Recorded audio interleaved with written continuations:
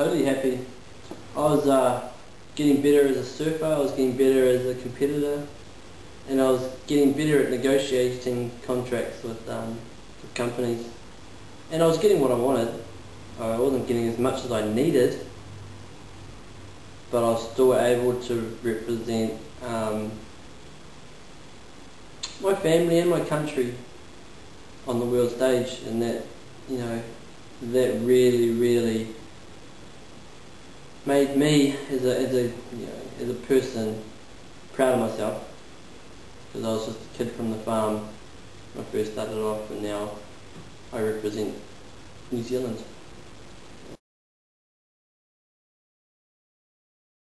The biggest lessons that I've learned in competitions were the very first couple that I went in.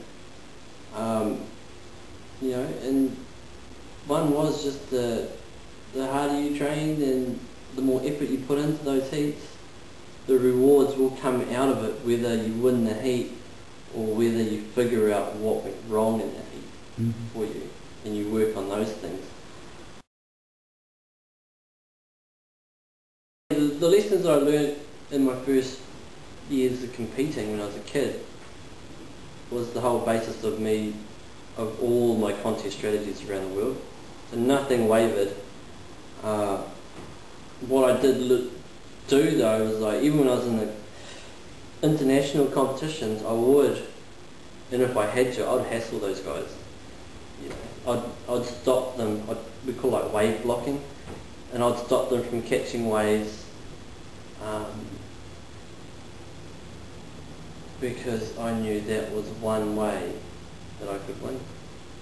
Not through just natural talent or just hard work ethic.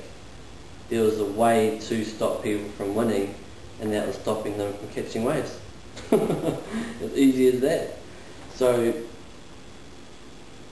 I had a pretty tough mental, state of mind when I used to travel.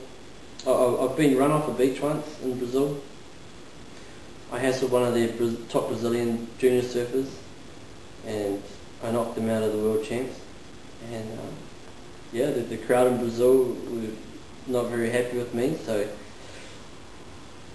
I was getting chased off the beach. I had to have all the security around me. It was when I was young, but I didn't care. I still beat him, no worries. You know, and if I had to, I'd stand up for myself and just fight my way through it.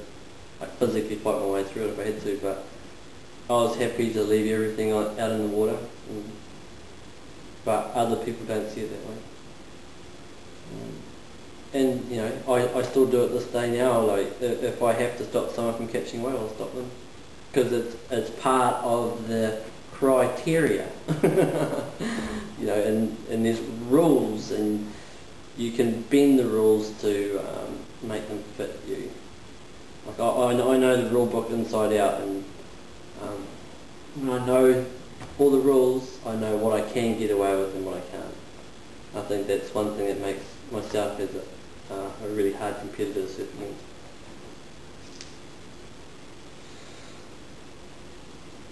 You can lose friendships over it.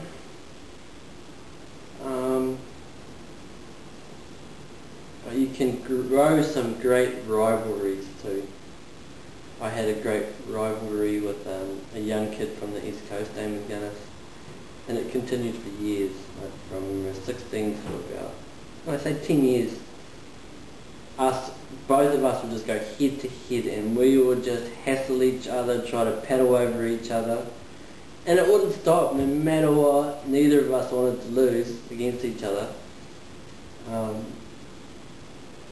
it was such a fierce rivalry that as competitors we got so good at surfing heats that when we came up against someone else, it was just like, you know, whatever.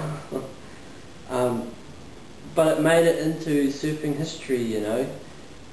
So our rivalry was so nasty. Like even when we were kids, we were bad, man. Like to the point we were just about to have a fight. But it created such great entertainment for people on the beach too, and it made me want to surf harder than I had ever surfed before to win. And in an essence of it, it's just made me a stronger person. To never give up, to never back down to anyone.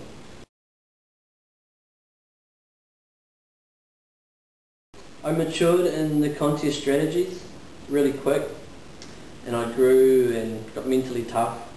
But I think things changed when I had my children.